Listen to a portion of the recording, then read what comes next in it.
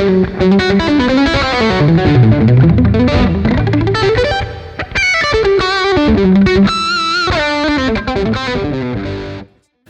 guys, we're going to do something very interesting. I have some guests, and let me introduce them. I have Dan from Ibanez. Hi, Phil. And I have this guy over here you may have seen before. His name's Tom Quayle. Hi, Phil. How you doing?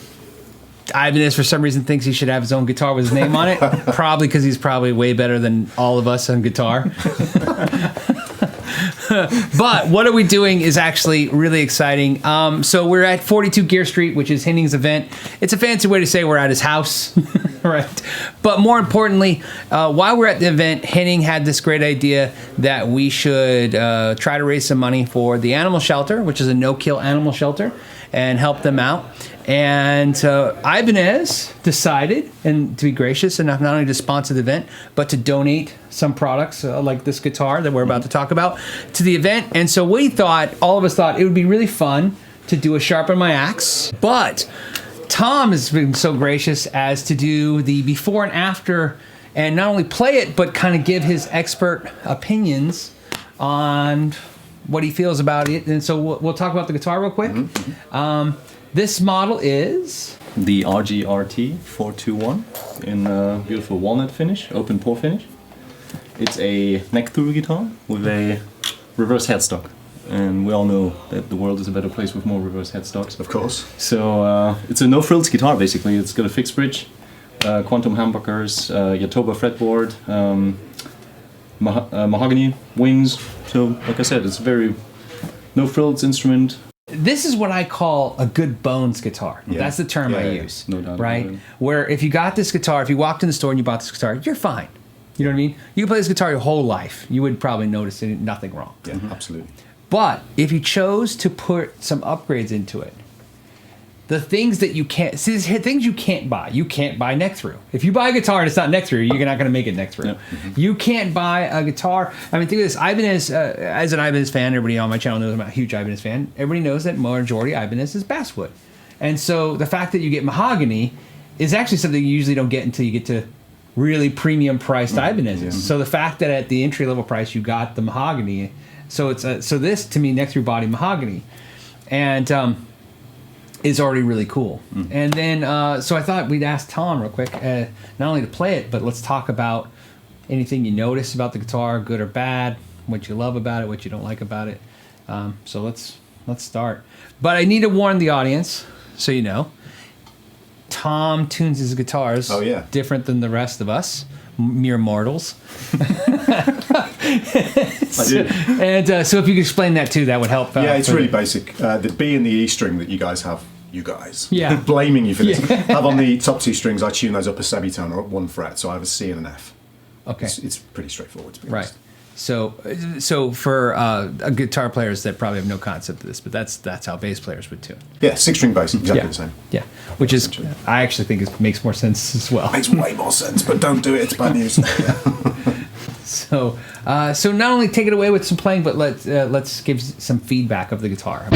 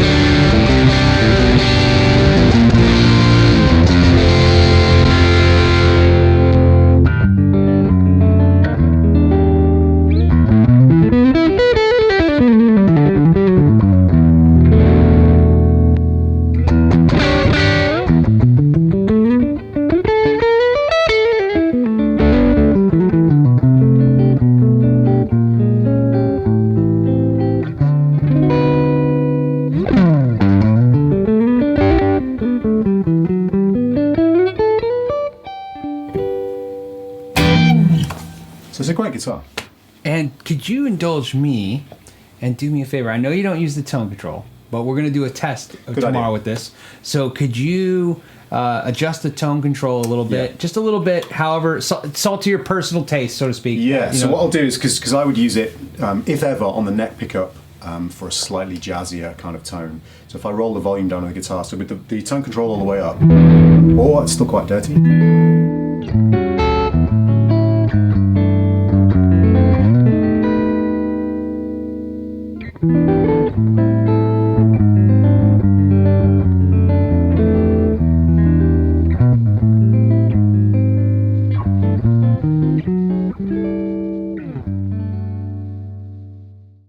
Like you said, this is an incredibly solid instrument for that price point.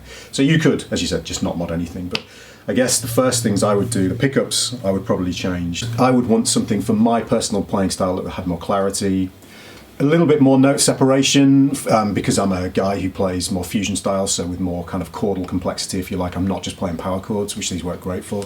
So that would be one thing I would do.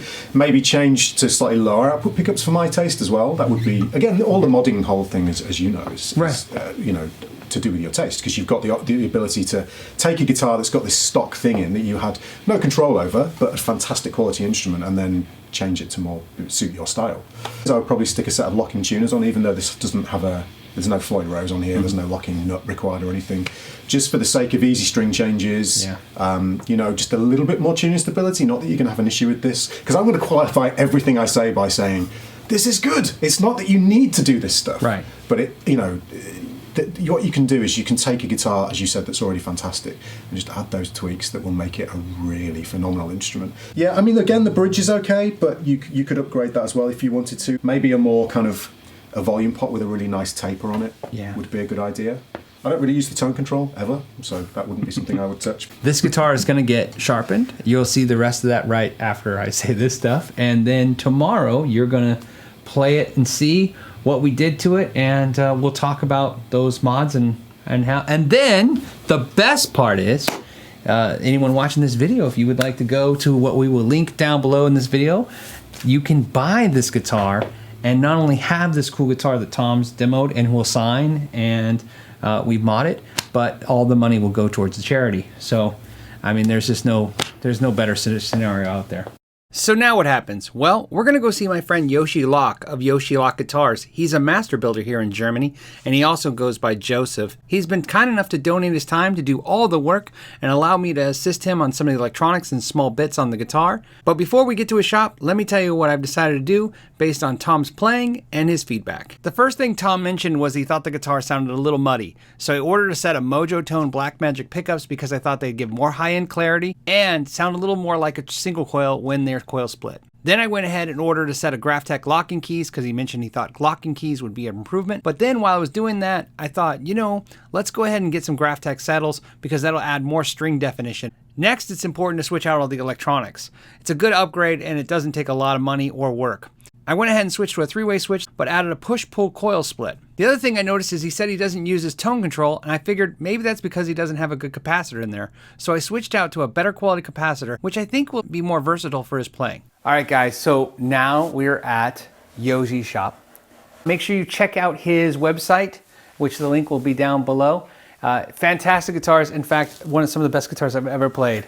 And I'm not just saying that. Yesterday, I just couldn't stop thinking about last night at the hotel about your guitar. You played so great. You can take it with you today if you want to. All right, done. We're going to take it there and let everybody play it. What we don't know, because I don't know the specs of the guitar, I'm curious, is if this is graphite, but it looks plastic. Oh, it's graphite. Yeah. So we don't even need to swap it. Do you think it's an improvement? I don't think so either. If it's the same material, I don't know then I don't think we should do it. Okay. Because it's not an improvement. You know what I mean? Okay. And these, when we do these videos, obviously they're watching us. It's about showing them what they would want to upgrade. If somebody came in with this nut, I'm just curious to see what you think. If somebody came in with this guitar to your shop and said to upgrade, would you recommend them to spend the money to upgrade that? Me neither. Yeah. So we shouldn't do it because we wouldn't tell them to do it. That's the way I. Yeah. Okay. So the only thing we want to do now is, here's our idea. Tom's guitar. This is the thought. Tom's guitar, Ibanez. I told you it's the 2,500 euro one. Uses stainless steel frets. Okay. So I was thinking we should try to high polish these. Yeah. Okay. To see if he notices that you know, because they're not gritty, they're not bad. And then I'm curious, you know, and then it's also might be interesting to see for them to see what you use when you polish frets. But what he's doing right now is he's rounding the fret ends, which is what it would feel like if you played this guitar for a few years. Your hand would do the same thing.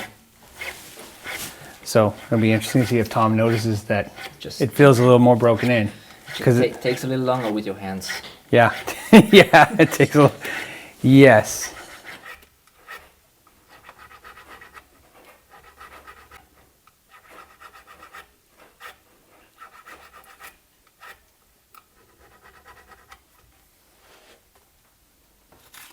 This is an old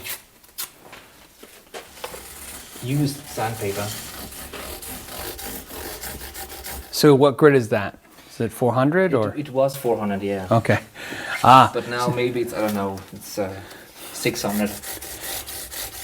So is that what you prefer? A broken in piece like that? It's because it's softer? Yeah, because if I'm ready with it, you can see the lines what I make with this one. It feels just very smooth. The difference is not very big to even before. No, a little bit. Yeah. You know why? Because because the frets are very tall, so you're gonna feel the frets no matter what. But no, I think it feels a little smoother. Can you see how it looks like this? For example, this fret now. Yep. This one sharp corner. Right. I just try to break this one corner. The same on this side. And that makes a little bit smoother after that. So interesting enough, you do the file the same way I do, back and forth, and the internet always gets upset because they always go one direction, one direction. Okay. But I find that I feel connected to the instrument going back and forth. Do you have what's your reasoning for going back and forth? It's the same. You feel more connected. Yeah. But every time I do that, what you're doing, they load the comments with, "You're doing it wrong. It needs to go only one direction." But see, what they don't understand is that file is not. It's like a diamond file. It's diamond. It's more like sandpaper. That file. It doesn't have lines. Not much happening with this one, so I have to do it more times to see that what I've done. I almost asked whether you use fret guards. Yeah, fret guards are they are amazing. Why it took so long for somebody to finally make that? Better than masking tape, huh? It's faster. See how fast he's moving? Yeah. What he's doing, where he's at now, he's on the 5th fret. If he didn't have that, he wouldn't even be done taping to the 5th fret yet. The only thing that's worth noting, just because a lot of people are learning, he's using still wool. He's okay because these are over here. If you didn't have these, you would want to tape these off because the steel wool stick to the magnets. That's why I didn't tape it because yeah, they have the plastic. It's just because if you don't do that, you have all that stuff on your pickup. yeah. And it's not very easy to get off because it's so fine. You want to try something? I have something for you to try. I don't know if you ever tried these before. Okay, watch. You ever tried these? These are fun to use.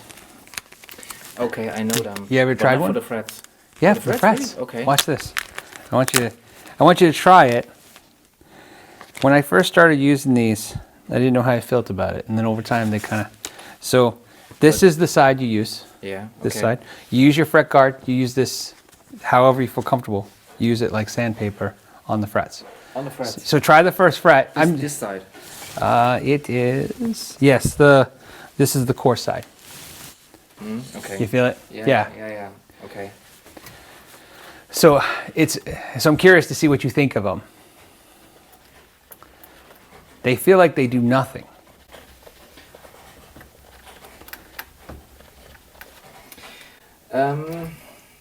This one is more shiny than this Yes. Yeah, you see? They're great. And believe it or not, this little pack, this you could do 20 guitars, 30 guitars with this. Okay. Maybe more. Because to be honest with you, kind of like you were saying about the sandpaper, I like these after they've been broken in a little bit too.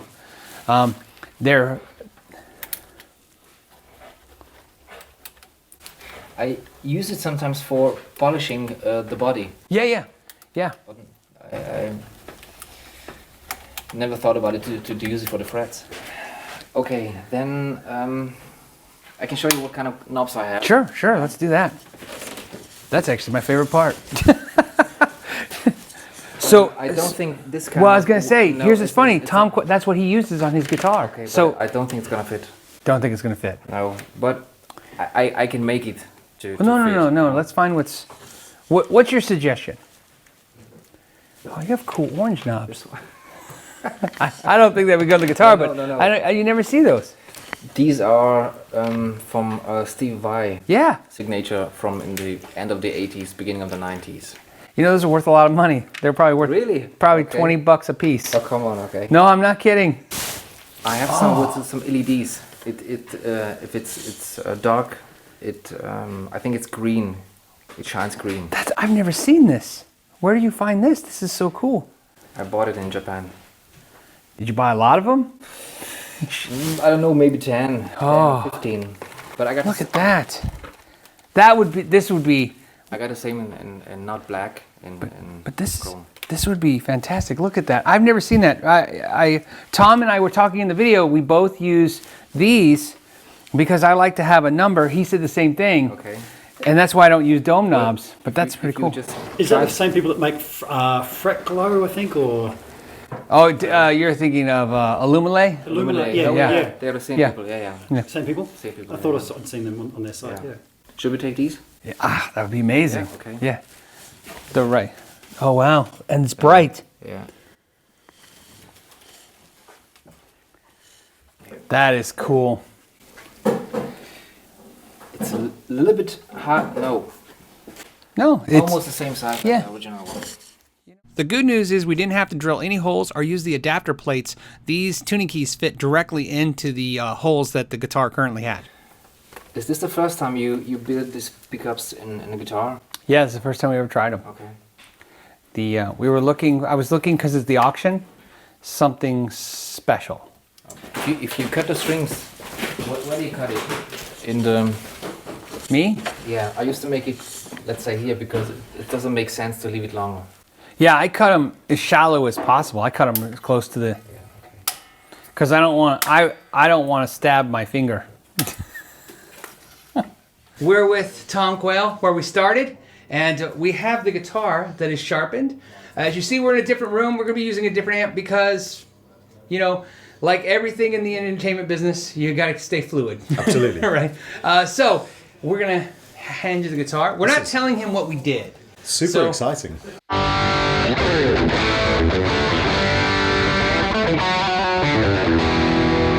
Okay, I can see some immediate changes. Yeah. So, saddles have changed. Yep, we went to Graphtec. Pickups have changed because these looked completely different before. They had smaller pole pieces. Yep. These have been upgraded. And those cool? Really cool, because we've got numbers on here now as well. I've never ever seen those before. No, not with this design. He bought those in Japan, right? Joseph, who's the luthier that did the work. Yep. And they're metal knobs that have numbers. Yep, that's a first for me. That's super, super cool. And then obviously you've got locking tuners on here. Yep. I've never seen these before. Okay, so those are ratio let tuners. me turn these around so the guys Yeah. can... Ratio tuners by Graphtec. What happens is each tuning key has a different gear ratio. Wow. So they feel the same. When you tune, no matter how much, because of the gauge of the string. Yes. Yeah. So they keep consistent. Plus they're dead on. The good news was we didn't change the nut. Yep. Because the nut was actually graphite, so there was no reason to upgrade the nut, which was very impressive for a €400 Absolutely. guitar. The fact that we didn't have to do any of that work. You'll notice one thing that changed right away is the 5-way switch was removed for a more sturdy, really strong 3-way switch, but we added the coil split into the volume pot. I like that. That's cool.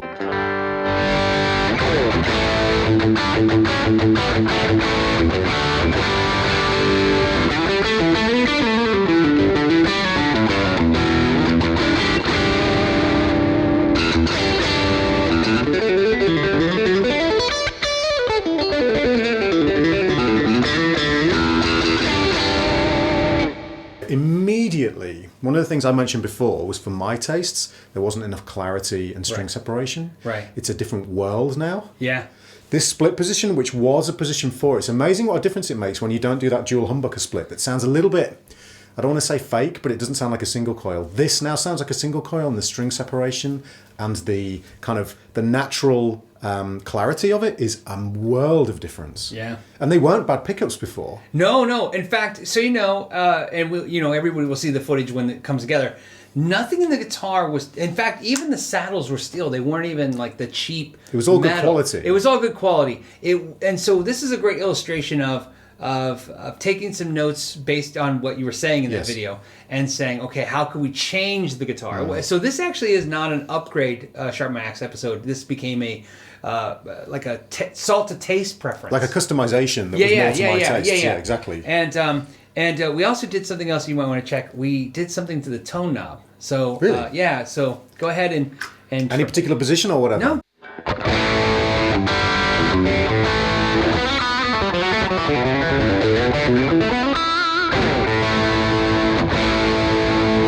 I feel like we're losing some of the sizzle, but I don't know exactly what's going on. Yeah. What it is we still kept a 0.22 microfarad capacitor. We just changed the type of capacitor, right? And the reason is because in the earlier part where you said you don't use the tone control. I don't really use the tone control ever, so that wouldn't be something I would touch. What happens is if you just like say quarter turn back there, just go ahead and just play. Don't even.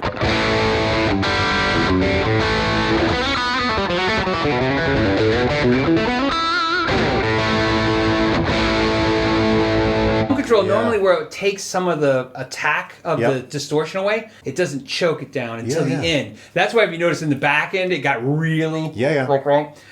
So it's now the tone control is not something you would use, but something you have as a tool if you're in that situation where it's just a hair too bright. So now, for me, like you said, this does actually have a use. I can actually tailor the sound. You could use whereas it. I would never touch it beforehand, which is very, very cool. I'm really digging the 3-way switch now with this as well. That's a really nice change that I would never have thought of. I would have left that alone, but that's fantastic.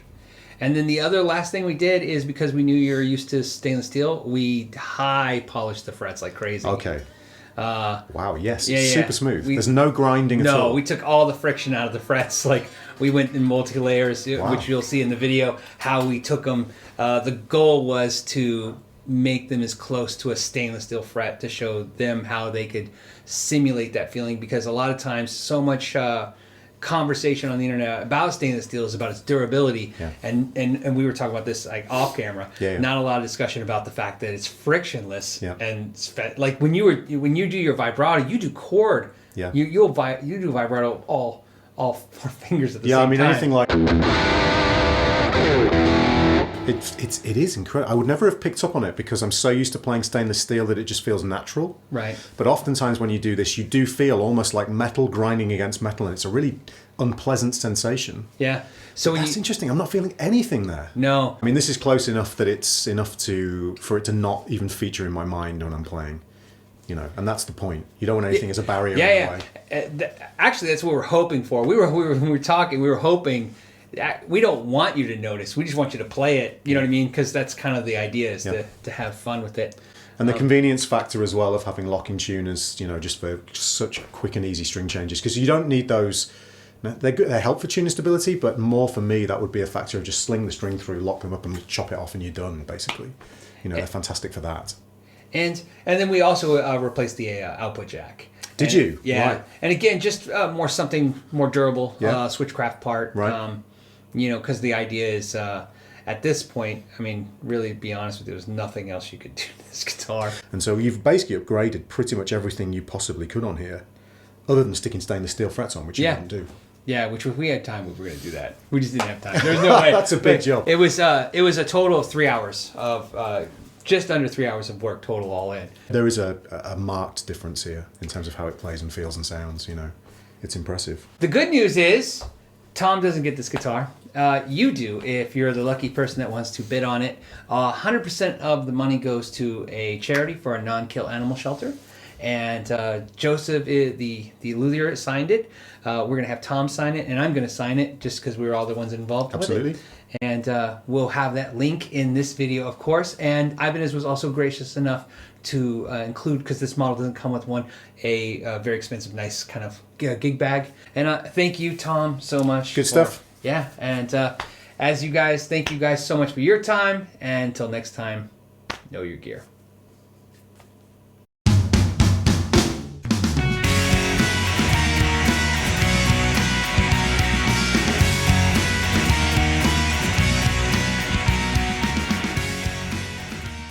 Ta-da! That's fantastic. Yeah, it came out great, right? Sounds really great. We It does. were nervous because it's like, you know, you're on a time crunch. I want to thank Mojo Tone and Graphtech, not only for supplying the parts for the modifications on this guitar, but for overnighting them to us so we can do this. And so we'll cut to that now. See, you just had to stand and look pretty. I told you.